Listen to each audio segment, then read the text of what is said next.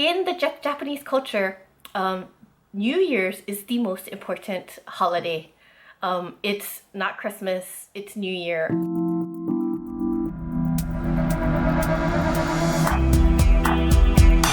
Hi! Welcome back to another one of my videos. Today, I'm going to be showing you some of our local Hawaii Japanese traditions for the New Year. First one is we put out a Kagami Mochi, and mochi is rice cake. A Kagami Mochi is a decorative item that we put out in the new year to symbolize good luck. Usually it has two mochi stacked up, one on top of the other, and it has something on the top, and traditionally it has a tangerine with leaves on it.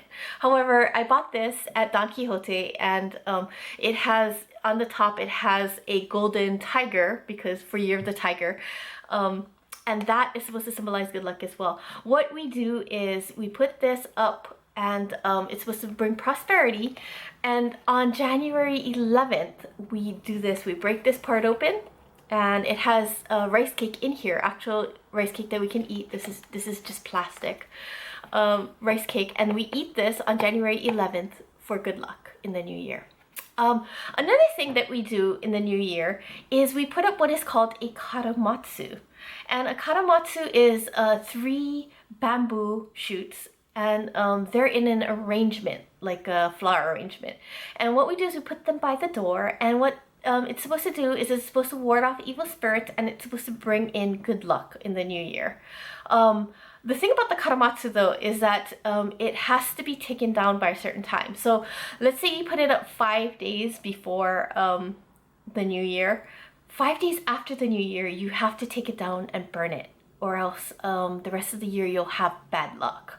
Another thing that we do traditionally is, and it's a Japanese tradition, is we have as our first meal what is called Ozoni or Ozoni. And I have mine right here.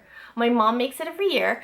And Ozoni is a soup that is passed down from generation to generation. And the specific recipe is actually, it depends on which prefecture your family is from, which area your family is from in Japan. And the recipe is usually though passed down from generation to generation. So everybody's ozoni tastes a little bit different because they have different ingredients in it. I'll show you the one that my mom makes. She makes an awesome ozoni. If you take a look, this is what it looks like.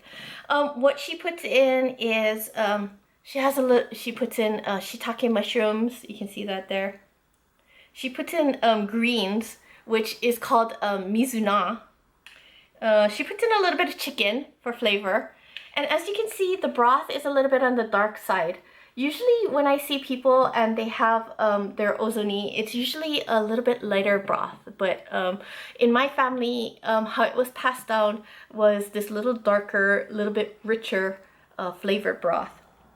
Let me just show you too. She actually does put in some seafood in here. She puts in, I believe these are clams. She puts in clams for flavor. So her ozoni is not going to taste like anybody else's ozoni.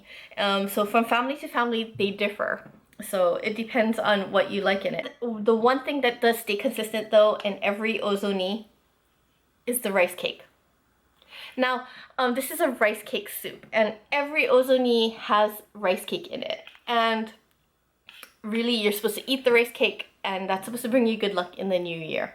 So I'm going to be doing a taste test. I'm going to be doing it on my mom's ozoni. She does a fabulous job making it every year. But, okay. So I'm going to try it.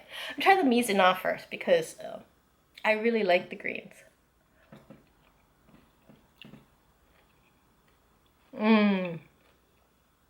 And sometimes ozoni is vegetarian.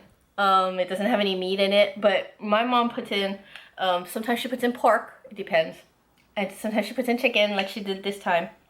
And she always puts some kind of seafood in it. Like, she put in clams. So, it doesn't have to be vegetarian, but sometimes most people make it vegetarian. They don't put any meat in it. Okay, so this is the shiitake mushroom.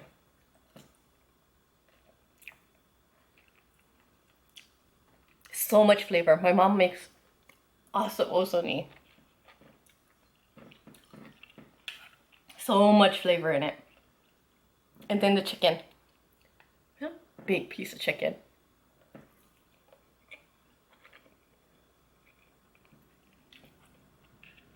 Really, really good. Really good. And now the last thing is obviously the mochi. Now, I really like my mochi really, really soft. So I boil it for a really long time.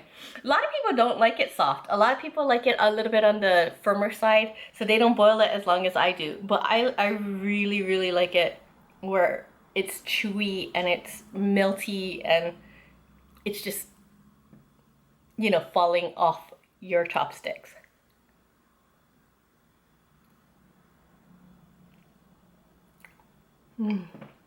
See that mochi pull?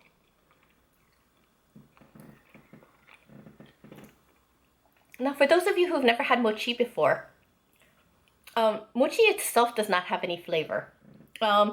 It takes up the flavor of whatever's it's in, and this one is taking the flavor of the soup base, and it is really, really good. But this is how I like my mochi. Very, very melty, very chewy. Anyway, I'd like to know what kind of New Year's traditions you have in your household and what kind of traditions are passed down in your family from generation to generation. Leave them in the comments below. I'd love to read them. But anyway, Happy New Year, and thank you very much for joining me.